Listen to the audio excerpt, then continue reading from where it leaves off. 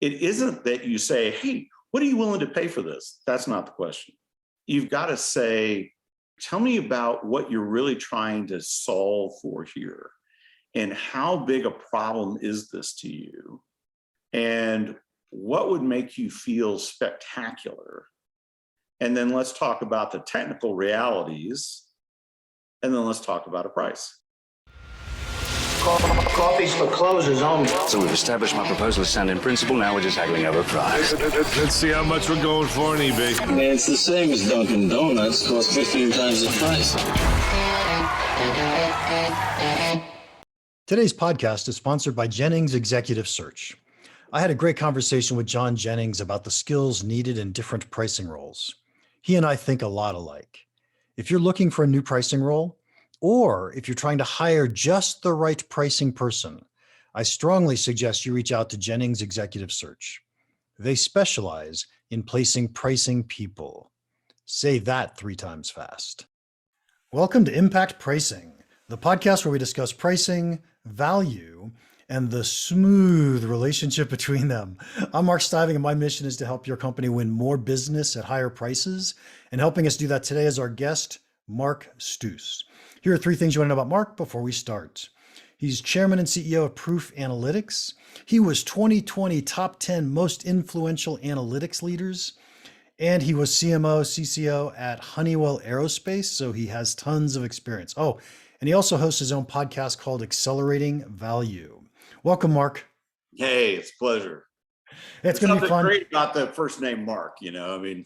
It's something about it. Right, yeah. So I'm going to ask this question, even though I know it isn't the right question. How did you get into pricing?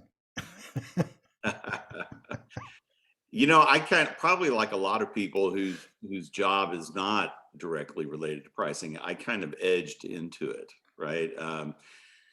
So as a marketer, I became increasingly exposed to it in large software companies. And then as the CMO at Honeywell Aerospace, I started having a lot of exposure to it. And pricing in the aerospace industry is super, super critical. And it is you want to talk about lifetime value concepts of pricing, that industry embodies it.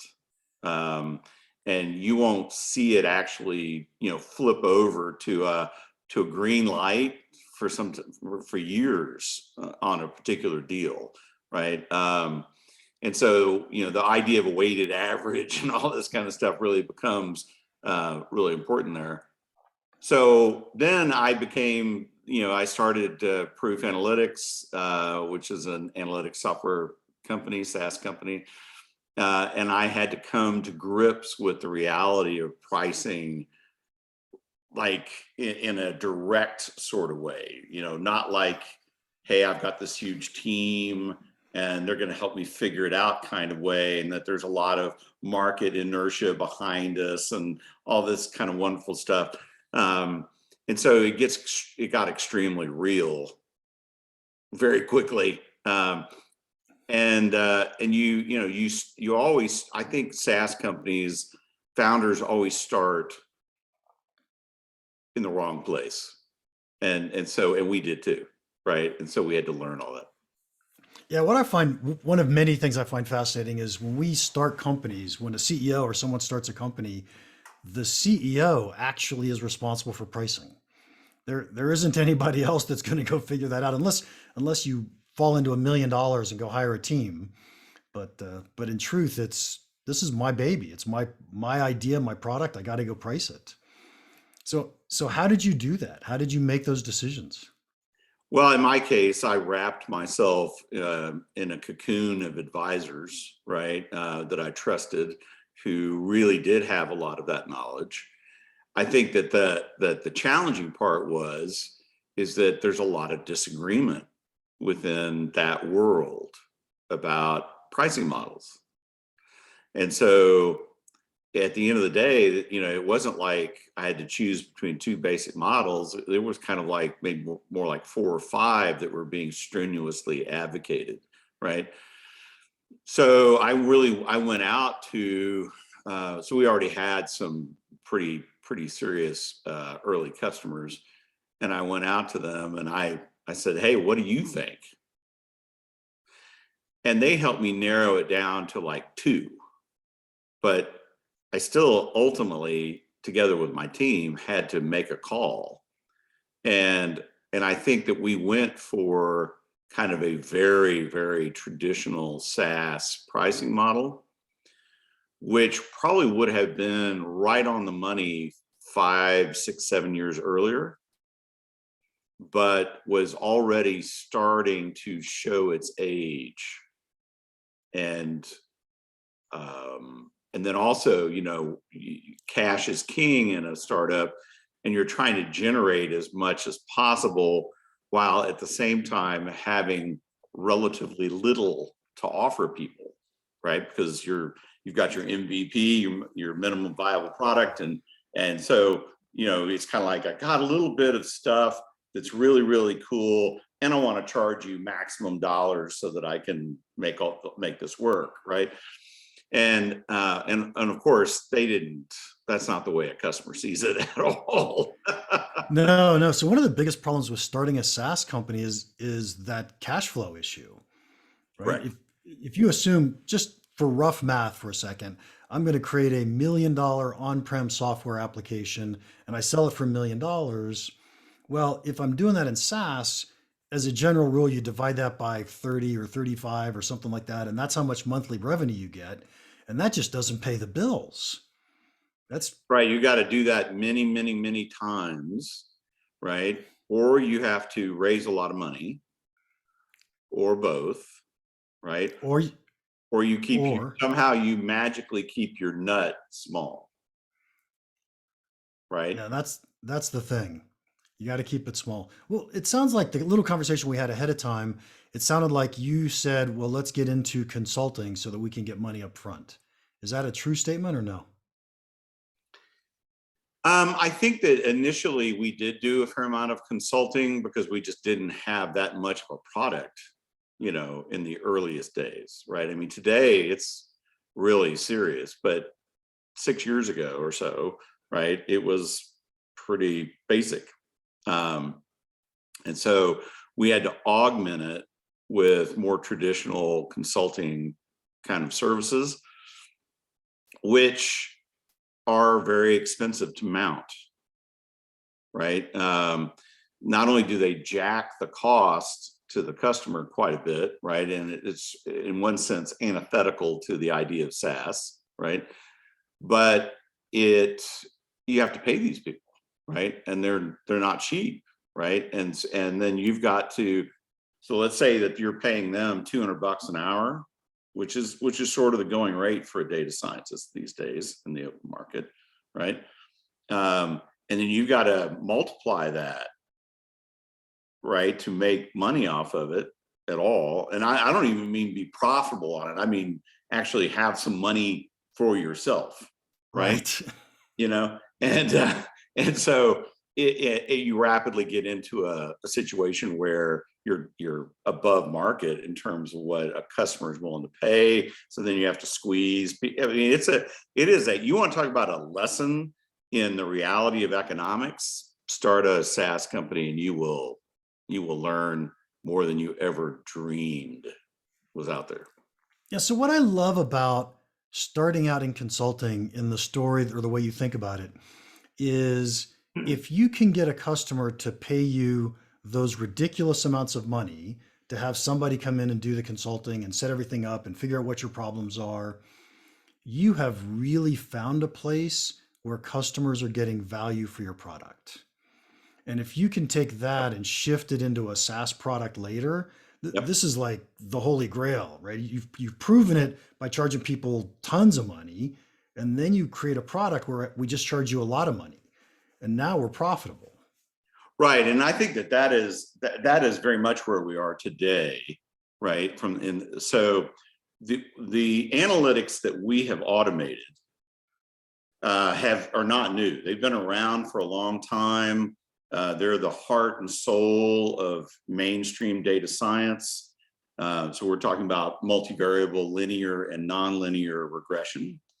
So depending on your data scientist, pretty much everybody's going to say this area of math, right, answers 70 to 80% of the world's questions, right?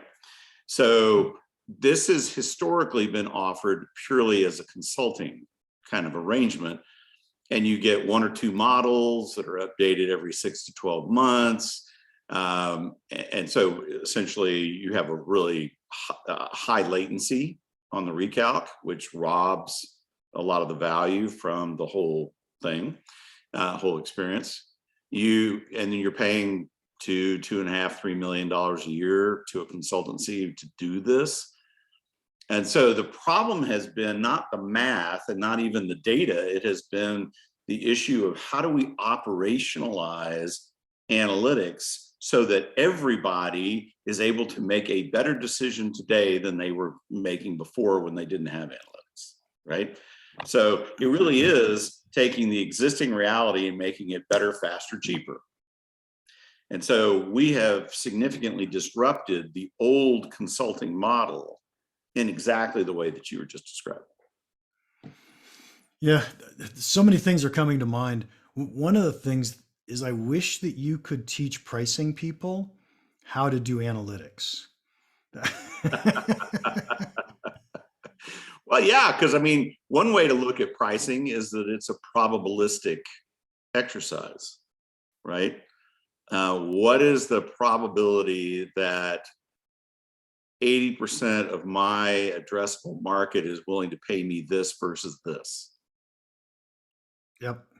And that's not something that's not part of the pricing mentality most of the time. Yeah. When I think about pricing, another thing in my PhD program, I used logistic regression. So you probably actually understand what that means. Most of our listeners don't. That's okay. Logistic regression simply means as the dependent variable, did you buy it or didn't you buy it?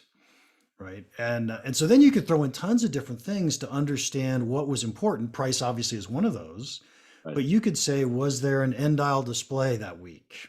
Was it advertised in the newspaper that week? What was the competitor's price that week? Right. And all of these things you can start to tease out and say, well, how is it that people are making decisions on my products? I think it would be amazing if we could get pricing people to think that way. The problem I don't think is the analytics.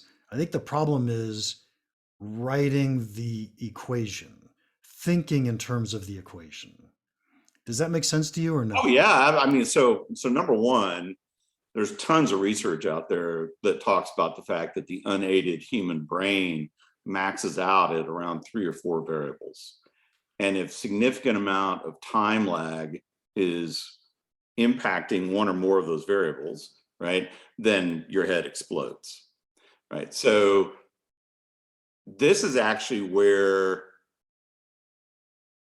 let's call it the philosophy of what you're talking about, the equation, right? The multivariable reality, okay? You have to have that, but to actualize it, you have to have the math and you have to have the ability to automate it. It's to get to do it at scale. And that's where things have always broken down historically, right? Is it's doing it fast enough to be relevant and at a big enough scale to be relevant that really mattered. And that's where the analytics have always fallen down. What? So this doesn't even have to do with pricing. I'm just so curious. What is a data scientist nowadays? Because I always pictured a data scientist as being able to run the equations. But if you give me an application that's easy to do, then it feels like they have to be able to write the equations. Am I making sense in the question? Oh yeah, no, I'm without a doubt. I mean, so I'll answer your question directly, but I'm going to start over here a little bit. And that is that one of the big gaps that has historically existed between data scientists and let's call it the business with a capital B, right, is contextual understanding. So the data scientists really don't typically have much subject matter expertise about any part of the business, right? So you have to be as the business person, you have to be very prescriptive with the data scientist in terms of laying out the non-mathematical equation. The other problem, though, is that most business people have no understanding of data science at all. And they either dismiss it or they have incredibly inflated expectations where they think that data science is almost like magic. And this latter problem has actually been exacerbated significantly by all the publicity around machine learning. Because at the essence of machine learning, I'm grossly simplifying it, but it's still true, is this idea that I can give it a ton of data, an impenetrable volume of data, true big data. And it will magically find all the patterns, all the significant patterns in that data, which a normal human being, a normal team of human beings would struggle to do if you gave them years, right? So the ability to all of a sudden extract patterns from large amounts of data appears to the business to be like magic and to be very painless. This has been one of the reasons why there's a lot of hype around it.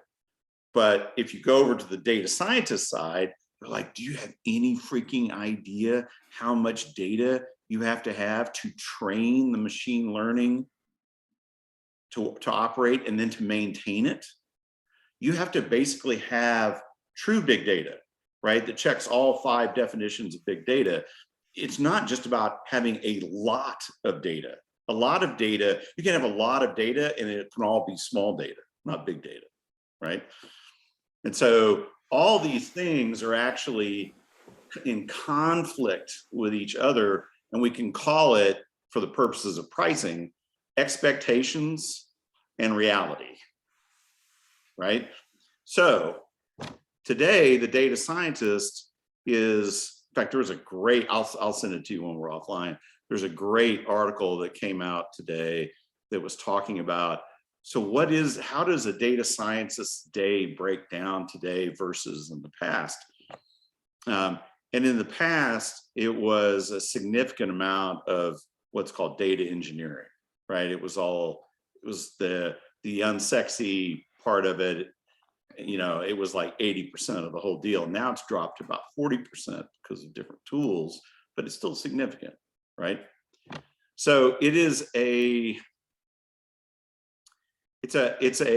one of those things where in the context of pricing, right, you have to juxtapose the technical realities that your customer actually really doesn't care about, doesn't want to have to deal with, right?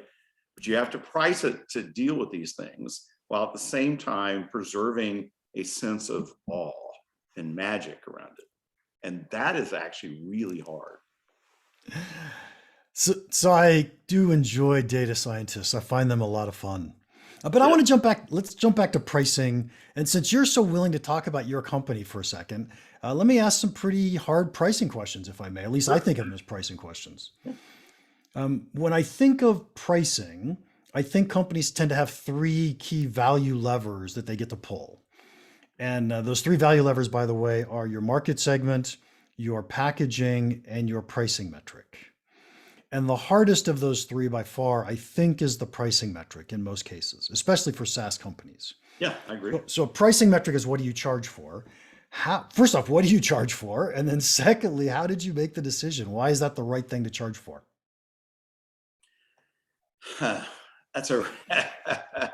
Okay, so I'm going to answer this question in kind of pre-COVID and post-COVID, or Beautiful. We're still in COVID, right? Yes. Terms.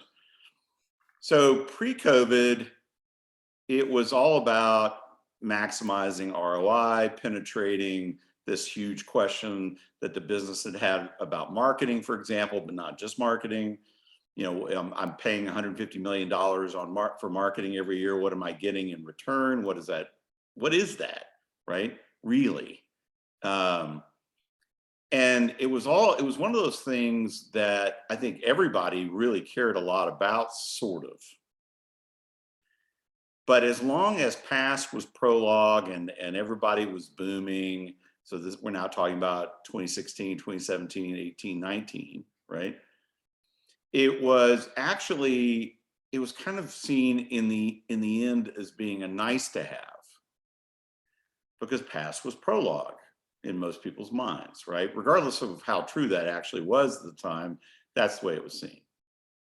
Then all of a sudden, so wait. So I don't understand. What were you charging for? You have to answer the question. we were charging for access to a tool that would give them that information. So what was it, a flat rate?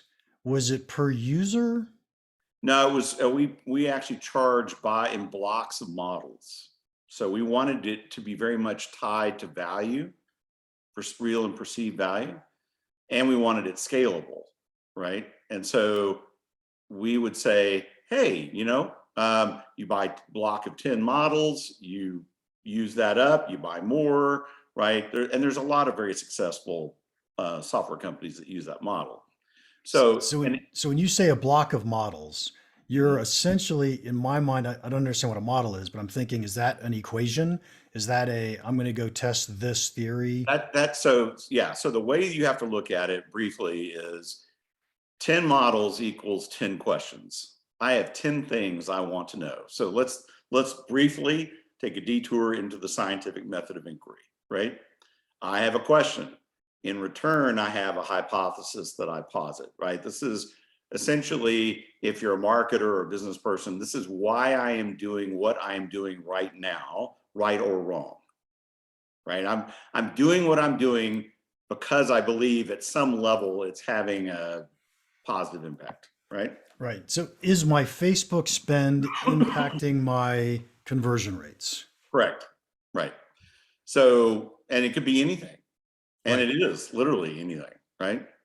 So question, hypothesis, that hypothesis dictates the model that's created in proof. And there's a lot of automation, auto assist in the model creation and proof that speeds up model creation from days to hours, right? And then the model, and obviously it's all vertically integrated in this sense, right? The model dictates the data sets that are needed to arm the model. And once you pull all that in, usually through API, but not always, right? And you hit the compute button, from that point forward, it's fully automated, or some people like to think of it as being semi-autonomous, right? So when all the data sets are updated at whatever frequency you've set it up to update, you're going to get an automatic recalc. So that was, but at the end of the day, we were still saying we were charging for answers to questions. Yep. Right. Then all of a sudden COVID happened, and everything in terms of past being prologue was totally destroyed. And all of a sudden people were like, damn, I don't even know what to do next. I don't even know where I am on the map. And we started hearing this a lot. And we were already toying with this, because when you automate the analytics as we've done it, and you get this auto recalc again and again and again, really, the output actually more than resembles a GPS. It operates exactly like a GPS on your phone. So it says, this is where I am, this is where I want to go. You're cruising along, it's tracking you, it's tracking all the environmental factors that matter to your trip. And when something goes, oops, right, then all of a sudden it says, Mark, we want to redirect you over here, and you're going to be 10 minutes late to your dinner, but if you stay where you are, you'll be 30 minutes late to the dinner, so let's do this, right? All of a sudden that became, we were still delivering it all the same way technically. The product had not changed, but the answers to those questions, the meta questions, if you want to think of it that way, was really what people wanted, right? They wanted to know, hey, like, where am I? like, let's use navigation. Let's extend that, right? I grew up in a sailing family. I was actually the train navigator as of age 9. And I would, take my rule and I would plot a course from A to B. And there would be currents noted on the chart and all this kind of stuff. But we were still, I'm old enough to where I learned with a sextant, right? How to shoot the sun with a sextant and plot my location. But sometimes, guess what? You didn't have access to the sun. You couldn't see anything for days. And you'd finally get the sun, you'd shoot it, and you'd plot it, and you're like, oh crap, I'm like way off course, right? So you were zigzagging back and forth in a pretty pronounced way across your original plumb line, the course line, right?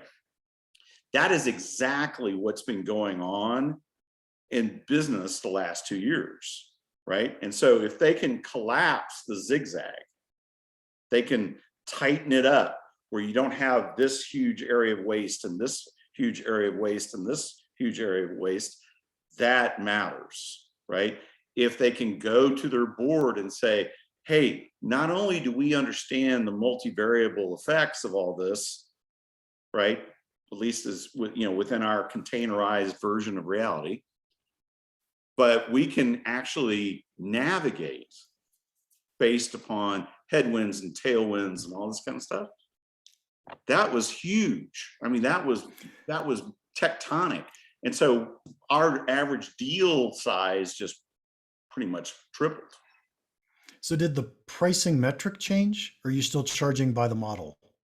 We are still charging by the model, but people wanted to buy a lot more models.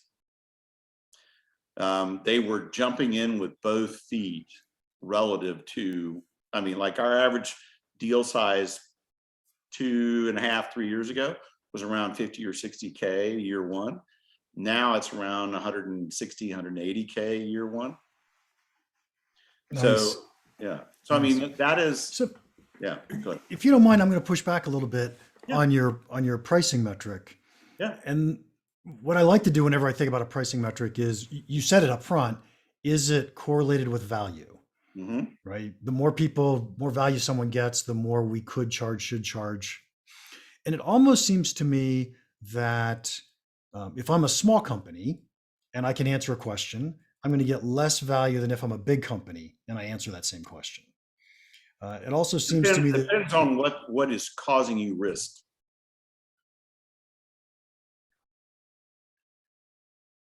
Sure, but I think of this from a pricing perspective too. If I can move your needle 1% of revenue with whatever decision we just made, for a big company, that's the bigger value than for a small company.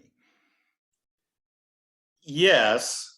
The other way to look at it, though, is that if it can help you eliminate things that are not investments that you're making that are not paying off, and that is not obvious to you because of the time lag that's involved, then a lot of money has dropped to the bottom line if you choose to see it in those terms, right? Yep. So the other thing that I would just say is that if you're a very large enterprise, if you're a Fortune 500, right, and you're spending 150, $200 million on marketing, right?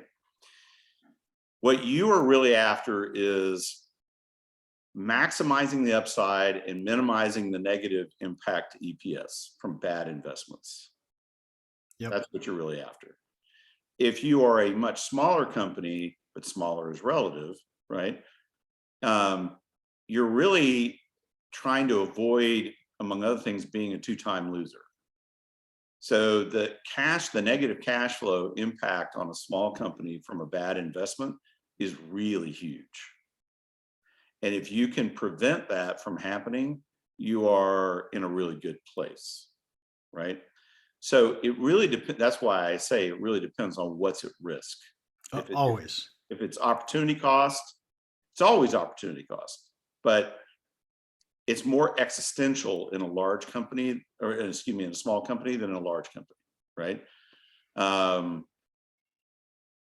I think that Honeywell actually was a great example of this, right? They did not have a huge expectation, for example, that we were going to significantly improve average deal velocity.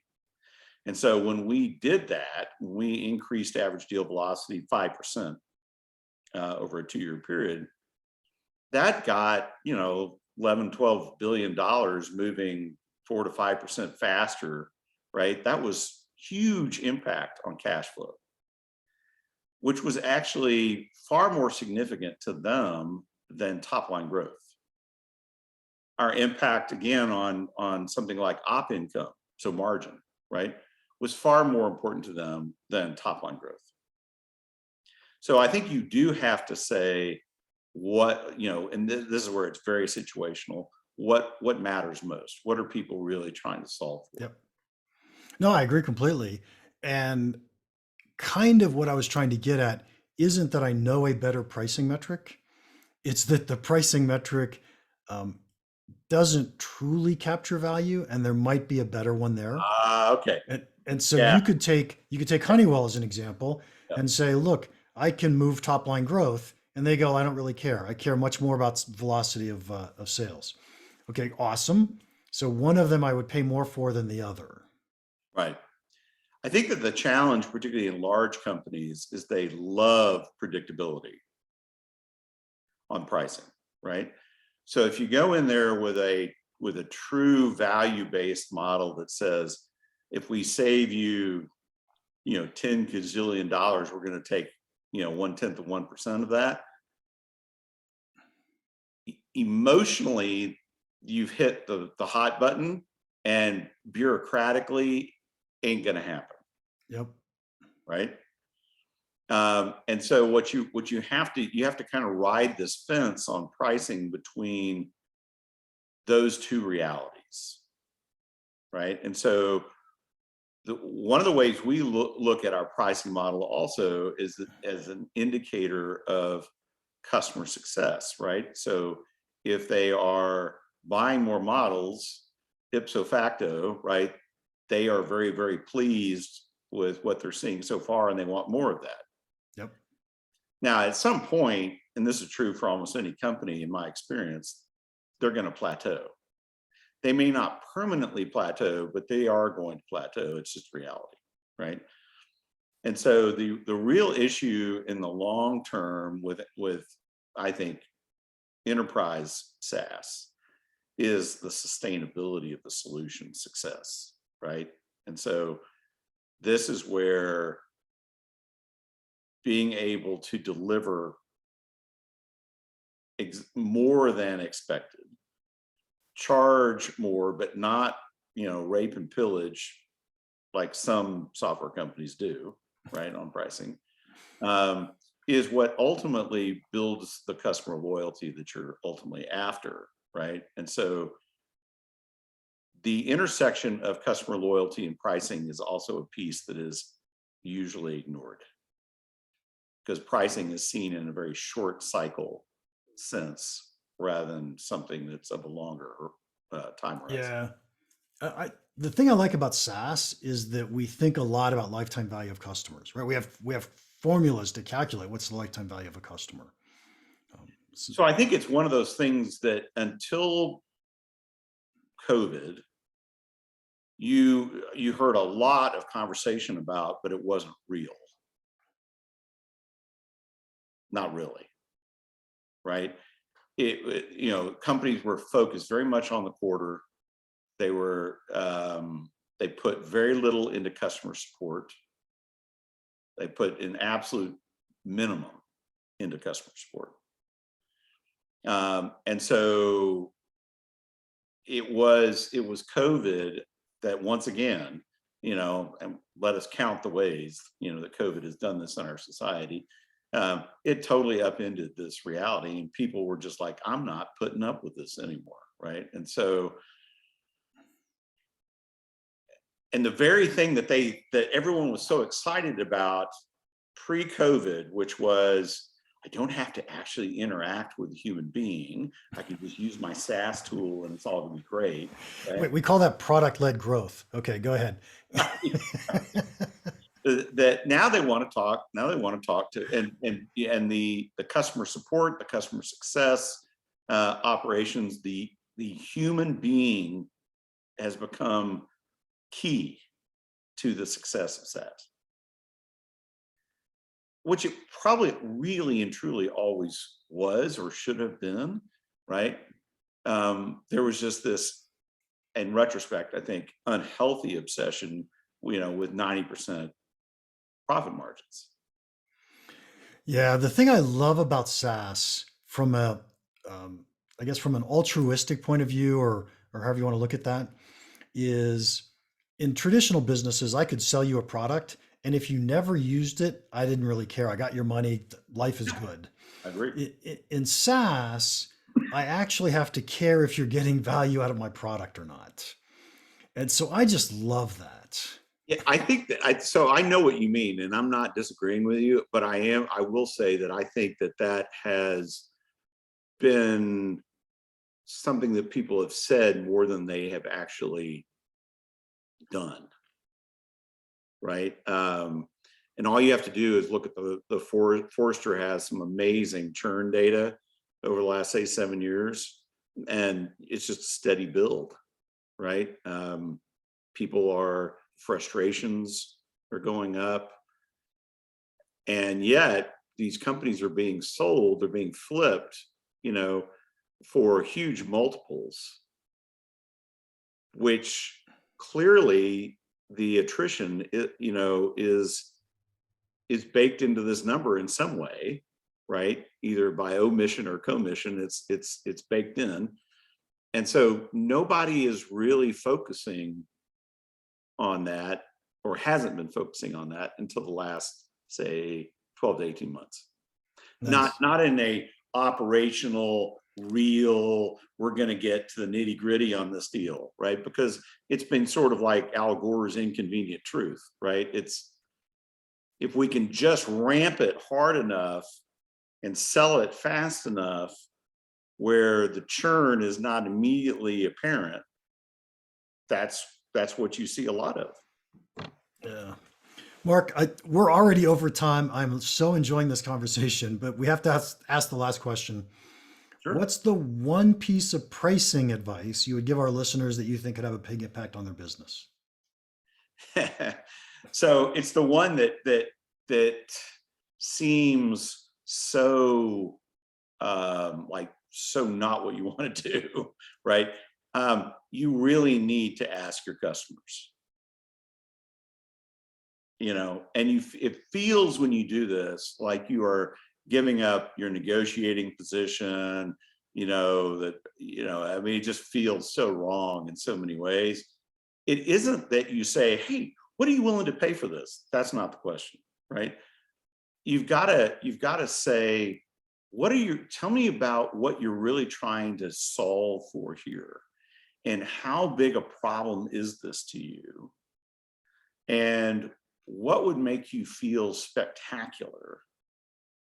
And then let's talk about the technical realities of what it would take to make you feel spectacular on this problem. And then let's talk about a price. Man, what I just heard you say is let's sell value, all right? Let's make sure that the customer understands how much value they're going to get from our product. And then we can have a conversation about price. So, totally. Absolutely. Nice. Yeah. Nice.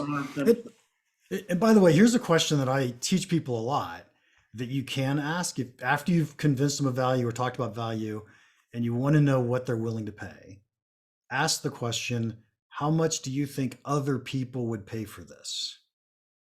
Yeah.